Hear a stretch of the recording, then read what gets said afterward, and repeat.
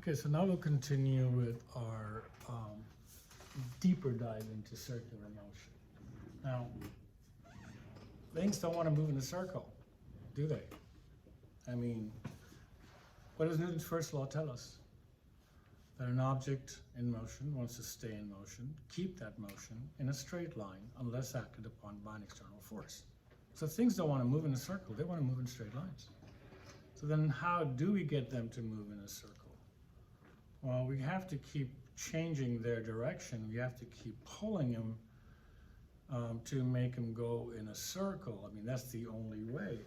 Object wants to go straight, but the only way you're going to keep it going in a circle is by constantly turning it, preventing it from going in a straight line, which really means that you have to apply a force on it. And so a constant force is needed to keep an object going in a circle. The moment you remove that force, the object wants to go off in a straight line. That's Newton's first law. So how do we keep an object going around in a circle? Well, let's just talk about different types of objects that do go around in circles. So let's say I take a object that I put on a string and I start spinning it around, okay? So that would be like, I have a string here and a little rock or something that I tied around it, and it's spinning around in a circle.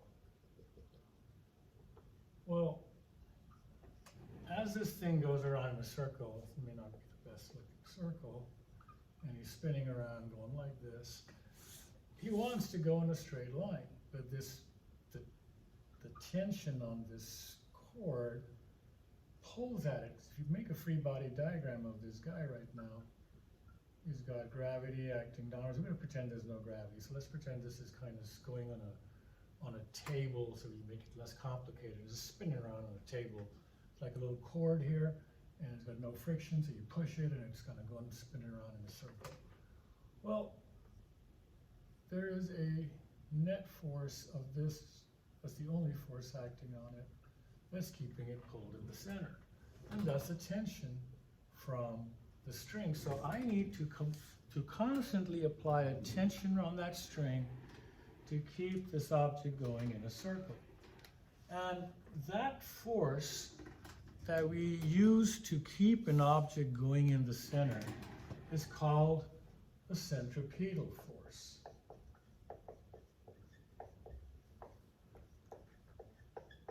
Centripetal basically means center seeking. So it's a force that points towards the center of the circle. And it's pointing towards the center of the circle so that it can keep turning this object there. And you say, well, how do I know it's exactly at the center? What if it's like over here or that way? How do you know it's exactly to the center? Well, let me take you back to geometry, where you learned that any tangent to this line is always 90 degrees to the center of the circle. So wherever this is going, that would be your tangent, and this is always 90 degrees. And so if you look, the motion is this way, but the force is this way. And so the force is not increasing the speed of the object because it's at 90 degrees to it, remember? The forces only affect you when you're going in that direction of motion. So my point is that because we said this speed has to be constant, then this force that is being applied has to be applied to the center, because if it was a little bit off this way, this thing would start speeding up. And if it was a little bit more this way, that means it has some component on that direction, the velocity would slow down. But we have said that this motion is going to be constant. If it's going to be constant, then the force can only be acting this way, where it's changing the direction of the object, but in no way affecting the speed. Okay? So that's what happens. When this object gets over here, the centripetal force is this way. When the object is here, the centripetal force is acting that way. When the object is here, the centripetal force is acting this way. And so centripetal force is not a new force, just a definition, just means the force needed to keep the object going in a circle. In our case, that centripetal force happens to be tension. Tension saying, hey, I'll take care of the centripetal force. I shall be the one, and I will pull it towards the center.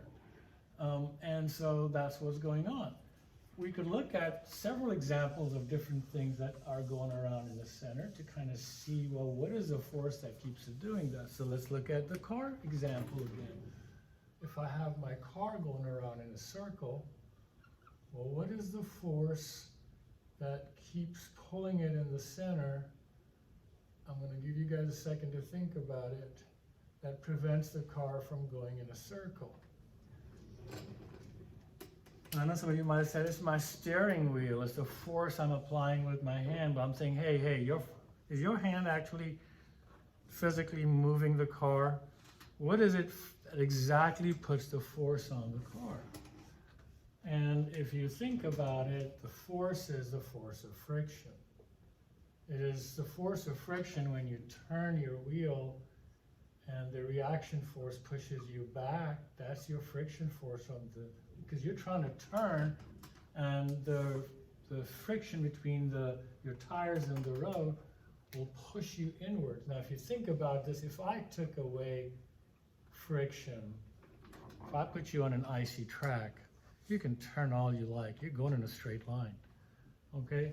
It's the simplest understanding of it. Would have to be friction, but it's friction at the end, which is pushing that car. It's the road pushing the car. It's that surface contact that creates the force.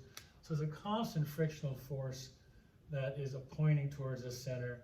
And so in this case, friction says, hey, I'm going to supply the centripetal force. And so he applies the centripetal force and so forth. We'll look at another example, something we haven't really talked about much, but and we will be soon, and that is gravity. So if I have the Earth here and the moon's going around it, this is definitely not to scale. The moon would be far, far, far further away. And so if this was going on, well then what is the force that keeps the moon to this, in a circle? And I hope you guessed it to be gravity. So there's a constant gravity force that's pulling this towards the center. Okay, Fg is the force because of the Earth pulling on the moon, constantly pulling. And we know this force is directed to the center again, because if it was not, it was pointing a little bit this way or that way, the moon would be either speeding up or slowing down as it goes around. But we know it's kind of, well, it is slightly slowing down, but we won't get into that now. And so we have this motion that continues to go through because gravity is always pulling it and keeping the center. If I could make the Earth disappear, the moon would take off in a straight line. Okay? If I broke the cord of the thing I was spinning around earlier, the object would move off. I broke the cord here, it would move off in a straight line. Exactly in that same tangent way that it was going. It would not turn. There'd be no force acting on it anyway. It would not make a parabolic motion or anything like that. It'd be a straight line the moment it takes off. Same thing with the car. If I suddenly turned off your friction, the car would just keep going in a straight line, even though you try to turn, it would just kind of keep going off in a straight line. Okay? I'll give you one more example of what else could be a force that keeps you going in a circle. And so think about this cool little thing where you have a loop of a roller coaster. But pretend that you get into this loop and you change the track and you keep going around. And so there would be, what is the force now that is keeping this object going in the center, pointing towards the center? Again, when we talk about what force acts on him that prevents him from going in a straight line and keeps him going in a circle. So imagine this could be a motorcycle rider in a circular cage and he's kind of going around like this. Well, what's the force that keeps him inside this circle? What is the physical force that's acting on him, keeping him in the circle? Think about it for a second. I hope you said the normal force, because if you see, it's the normal force on the surface of this pushing it, keeping it in a circle. And so now a normal force says, hey, I'm going to be a centripetal force. Okay? So guys, that's just a definition of what the centripetal force is, and for understanding that to keep this object going in a circle, we need to keep applying a force. That force is called the centripetal force. And next lesson, I'll just discuss a little bit more about the centripetal force and then pop up some formulas for you to work with. Okay, bye for now.